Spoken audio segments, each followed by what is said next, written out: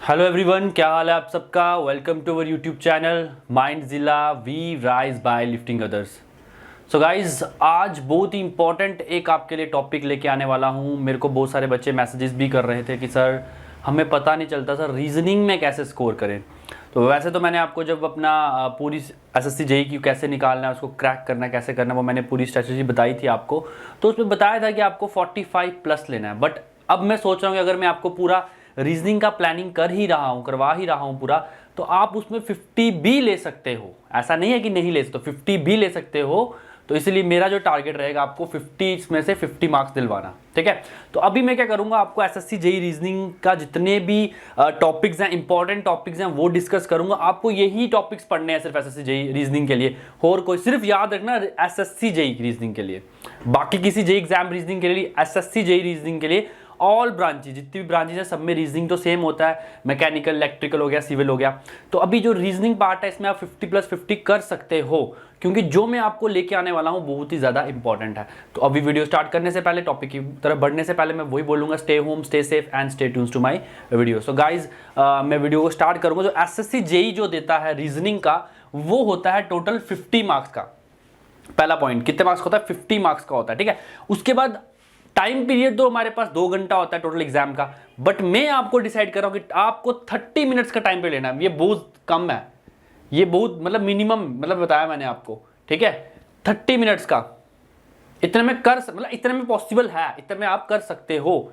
But आप ज्यादा की 35, 40, इससे ऊपर नहीं, 40 से ऊपर नहीं टाइम लगना चाहिए। आप मैं 30 मिनट्स इसलिए लेके जा रहा हूं क्योंकि मुझे पता है कि अगर जो अच्छे से प्रिपरेशन कर रहा है वो 30 मिनट्स में इसको कर लेगा, ठीक है। तो गाइज, पहले बढ़ता हूं मैं।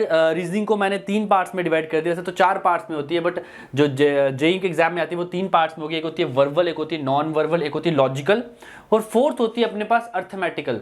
मतलब वो एसएससी जेईई में क्वेश्चन उसका बहुत ही कम आता ही नहीं। अगर आएगा तो एक क्वेश्चन आएगा, वो मैं बता दूंगा किस टाइप का आएगा, ठीक है। तो मैंने भी 3 टाइप्स में इसको डिवाइड किया है। सबसे पहले मैं वर्बल की बात करूं। देखो, वर्बल की अगर मैं बात करूं तो सबसे पहले आपके पास डायरेक्शन टेस्ट। तो मैं एक चीज बता दूं, जो जितना भी आपके पास ये बोर्ड पे लिखा है, ये सारे टॉपिक्स इंपॉर्टेंट है। हर टॉपिक में से एक क्वेश्चन आएगा या 2 क्वेश्चन आएगा, यही पढ़ना है, इसी में से आएगा और इसके बाहर से नहीं आएगा। क्योंकि जितने भी सालों के एग्जाम्स एसएससी जेईई की रीजनिंग के पैटर्न मैंने सब देखे हैं, उनमें से निकाल के, निचोड़ निकाल के पूरा ये बनाया है आपके लिए। तो इस वीडियो को लाइक, शेयर और चैनल को सब्सक्राइब जरूर करना है, ठीक है। मैं स्टार्ट करता हूं। Direction test. देखो, डायरेक्शन टेस्ट का क्वेश्चन बहुत ही ज्यादा ईजी होता है। वो आपको बता देगा कि अगर ए है, वो मॉर्निंग में निकला, अपने घर से निकला साउथ की तरफ 30 मीटर, फिर लेफ्ट टर्न किया, फिर राइट टर्न किया, फिर इस तरह के क्वेश्चंस आपको डायरेक्शन के 2 क्वेश्चंस आपको मिलेंगे ही मिलेंगे। कितने क्वेश्चन मिलेंगे? 2 क्वेश्चंस आपको यहां से मिलेंगे ही मिलेंगे। किसमें से? डायरेक्शन टेस्ट में से। दूसरा आ गया एनालॉगी। देखो, एनालॉगी में से 3 से 4 क्वेश्चन मिल जाते हैं। एनालॉगी का मतलब क्या होता है? कंपैरिजन। जैसे अगर मैं बोलता हूं कि मैंने कप में क्या पीता हूं, मैं कप में क्या पी रहा हूं, चाय पी रहा हूं, ठीक है। मैं कहता हूं मतलब अगर वो क्वेश्चन में इस तरह से बोलेंगे, अगर कप में चाय पी सकते हैं तो बाउल में क्या पिएंगे, इस तरह से क्वेश्चन। मतलब एग्जांपल बता रहा हूं, मतलब कि आएगा cup is use for drinking tea, ऐसे को लिख देगा। So bowl is use for dash कर देगा। तो आप लिख सकते हो कि बाउल सूप पीने के काम आता है। इस तरह से जो आते हैं, इसको हम एक और नाम से कहते हैं एनालॉगी को, सिमिलरिटीज और डिफरेंस, ठीक है। सिमिलरिटीज और डिफरेंस, ठीक है। तो एनालॉगी में से भी आपको 2 से 3 क्वेश्चन आपको इधर से भी मिलेंगे, ठीक है। अगला आता है मिसिंग अल्फाबेट। देखो, अल्फाबेट सबसे इंपॉर्टेंट है रीजनिंग पार्ट में एसएससी जेईई को पॉइंट ऑफ व्यू से, क्योंकि अल्फाबेट में 3 टाइप के क्वेश्चन आते हैं। एक क्या होगा, आपको बता देगा ए बी सी डी के एफ जी, ऐसे फिर आगे डैश कर देगा, एक नीचे बीच में मिसिंग कर देगा कुछ। मतलब अल्फाबेट के रिलेटेड आपको क्वेश्चन करना ही करना, और बहुत ज्यादा क्वेश्चन आते हैं इसमें। 3 पार्ट। देखो, मैंने इसको अल्फाबेट यहां भी लिखा है, मिसिंग अल्फाबेट, अल्फाबेट सीरीज और वर्ड सीरीज भी इसी में आता है। ये तीनों एक ही हैं, 8, 10 और 3। डिफरेंस है कि इसमें क्या होगा, डैश होगा, मिसिंग अल्फाबेट जो मिसिंग हो गए बीच में वो निकालने हैं, ठीक है। तो इसमें से भी आपको 2 क्वेश्चन मिल सकते हैं मिसिंग अल्फाबेट में से भी। डिक्शनरी के आजकल बहुत क्वेश्चन डाल रहा है, वो 2 या 3 क्वेश्चन डिक्शनरी से डाल रहा है। डिक्शनरी में कैसे आता है बताता हूं मैं आपको।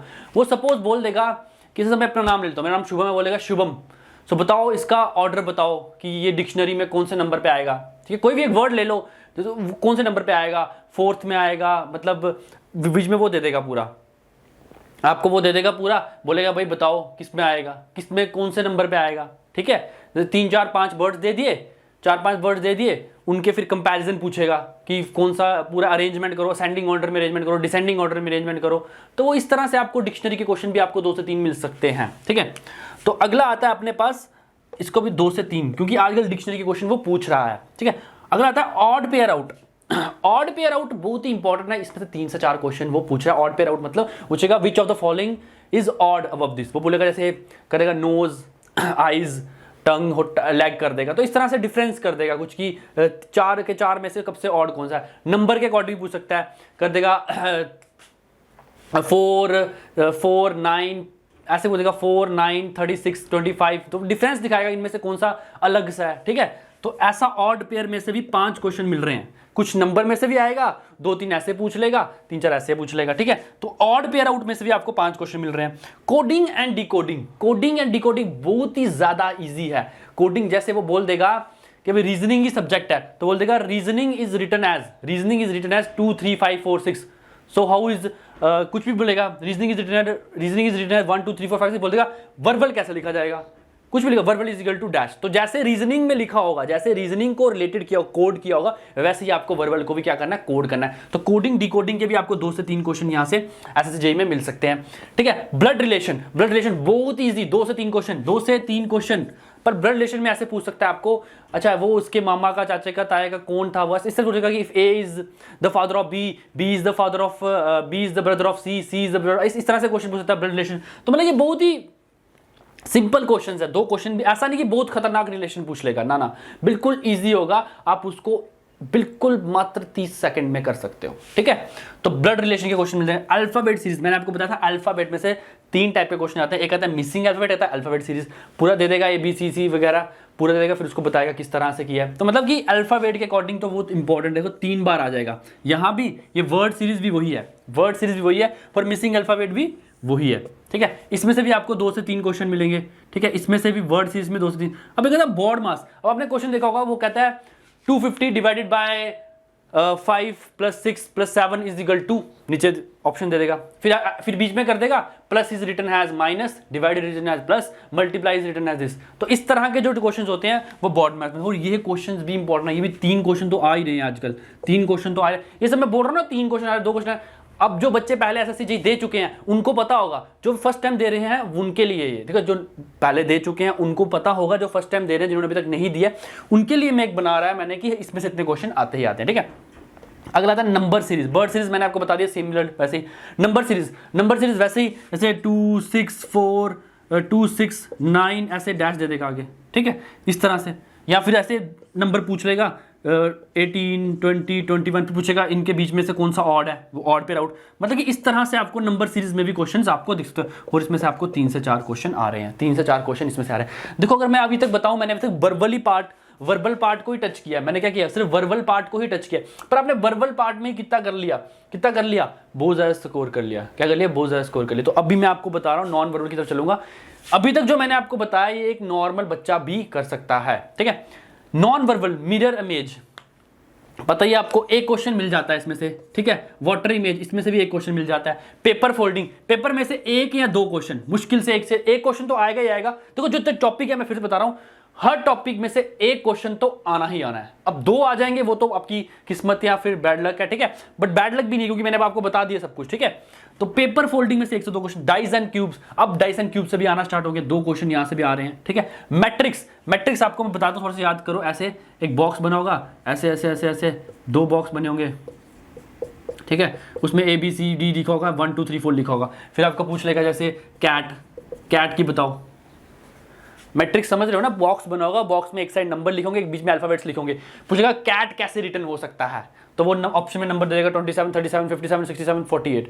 तो अब आपने मैच करना है, ठीक है, कि कौन सा है, ठीक है। मैट्रिक्स भी इंपॉर्टेंट है। मैट्रिक्स का वैसे देखा जाए तो अभी तक सिर्फ एक क्वेश्चन हर बार आ रहा है, एक क्वेश्चन हर बार आ रहा है। जितने भी सेट उठा लो मैट्रिक्स का आपको एक क्वेश्चन मिलेगा ही मिलेगा, ठीक है। वेन डायग्राम, देखो ये वेन डायग्राम है, बहुत ईजी है, ठीक है। वेन डायग्राम आप समझ रहे हो, जैसे डॉक्टर, इंजीनियर, प्रोफेसर, इनका क्या रिलेशन है आपस में, ये पूछेगा। तो ऐसे डायग्राम में आपको कैसे, सब अलग अलग है, तो इस तरह से डायग्राम बन सकती है। वेन डायग्राम में से भी 2 क्वेश्चन आ रहे हैं। अब वेन डायग्राम में से 2-3 क्वेश्चन इस टाइप के भी आ रहे हैं, ऐसे भी पूछ रहा है वो कई बार। क्या पूछ रहा है, सर्कल दे देगा, एक रेक्टेंगल दे देगा, एक ट्राइंगल दे देगा, ठीक है। अब वो पूछ लेगा ए ऑप्शन में दे देगा कि circle represent as doctor, rectangle represent as cricketer, triangle represent student, और पूछेगा which students are not doctor और नॉट क्रिकेटर। ठीक है, तो आपको जो फॉल करेगा इसको कंपैरिजन करके लिखना है। ठीक है, तो वैसे आपको क्या है मिलेगा, वेन डायग्राम में आ सकता है। फिगर कंप्लीशन, फिगर कंप्लीशन जैसे कोई भी एक फिगर दे देगा, सपोज इसने फिगर दे दी, इस टाइप की फिगर दे दी। ठीक है, ऐसे ऐसे पूरी फिगर बना देगा, कुछ भी दे देगा और आधा सा पीस यहाँ पे छोड़ देगा, गैप छोड़ देगा और बोलेगा इसको बताओ कि ये कैसे, अलग से ऑप्शन में दे देगा। आपको क्या करना है, फिगर को क्या करना है, कंप्लीट करना है। ठीक है, इस तरह से देता हूँ। ये क्वेश्चन जो फिगर कंप्लीशन के, दो क्वेश्चन आ रहे हैं, दो क्वेश्चन आ रहे हैं फिगर कंप्लीशन के। फिगर काउंटिंग, फिगर काउंटिंग समझ गया आपको, ऐसे एक दे देगा, ऐसे ऐसे ऐसे ऐसे बताएगा how many squares are in this, figure के अंदर काउंटिंग करो कितने ट्राइंगल हैं, कितने स्क्वायर हैं, कितने सर्कल हैं, वो दे सकता है। ठीक है, ये क्या हो गया आपका, ये भी आपको एक क्वेश्चन मिल ही रहा है। ठीक है, नॉन वर्बल पार्ट भी मैंने आपको कंप्लीट करवा दिया। नॉन वर्बल में भी क्या आपको इजी इजी क्वेश्चंस ही है, अभी तक कोई टफ नहीं है। ठीक है, लॉजिकल, लॉजिकल अब आजकल क्या कर रहा है वो, स्टेटमेंट और अजम्पशन में से दो क्वेश्चन दे रहा है। कोई भी स्टेटमेंट दे देगा, फिर बोलेगा कि नीचे उसके कुछ क्वेश्चन दे देगा, फिर लेगा करेक्ट है या नहीं है, option 1 follow, second follow, neither 1 and 2 follow या बोथ अनफॉलो, तो इस तरह के ऑप्शन दे देगा। सैलोगिज्म, ये भी इंपॉर्टेंट है। सैलोगिज्म में से 2-3 क्वेश्चन पूछ रहा है, ये 2-3, ये तो कंफ्यूजिंग भी होता है बच्चों के लिए, थोड़ा सा प्रॉब्लम होता है सैलोगिज्म। ठीक है, बट इसको अगर आप अच्छे से स्टडी करोगे तो कोई प्रॉब्लम आपको नहीं आएगी। सैलोगिज्म कैसे क्या होता है, if all A is a B, ऐसे बोलेगा, and some C are also A, तो फिर ऐसे ऑप्शन पूछ लेगा कि बताओ कौन सा फॉलो करेगा, ऐसे स्टेटमेंट दे देगा, फिर सामने कंक्लूजन दे देगा। तो इस तरह से आपको क्वेश्चन कर सकते हो। ठीक है, अभी मैंने आपको सारा बता दिया कि कौन सा टाइप के क्वेश्चन आते हैं। देखो इसी में से आपका जो एसएससी जेई है, देखो एसएससी जेई जो है वो इसी में से आएगा, रीजनिंग का इसी में से आएगा। आप 50 में से 50 कर सकते हो। बोलोगे सर कैसे कर सकते हैं, आपने तो बोल दिया, बट कर कैसे सकते हैं, आपको क्या करना है, देखो कुछ नहीं करना है, आपको मैं बताता हूं क्या करना है। डेली क्या करना है, डेली 30 मिनट्स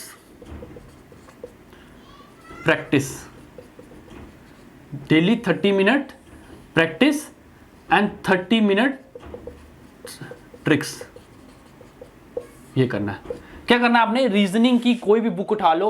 अब अगर आप बोलोगे सर कौन सी बुक, मैं कहता हूं कोई भी बुक उठा लो, रीजनिंग कहीं से भी कर सकते हो, कोई प्रॉपर बुक नहीं होती इसके लिए। बाकी आपको अगर वीडियोस इसकी सुननी आपके लिए, लॉकडाउन हटने के बाद पक्का आपके लिए रीजनिंग की वीडियोस में लाऊंगा। ठीक है, अभी क्या कर रहा है, daily 30 minutes practice, old paper, previous year papers की रीजनिंग याद रखना। क्या करना है आपको, प्रीवियस ईयर पेपर्स याद रखना। प्रीवियस ईयर पेपर्स बहुत इंपॉर्टेंट रोल लेते हैं एग्जाम निकालने के लिए। आपको पता होना चाहिए, जो आप कोई लड़ाई लड़ने जाते हो पता होना चाहिए ना कि दुश्मन कितना ताकतवर है। ऐसा नहीं कि सीधे कूद गए लड़ने के लिए और हार के आगे।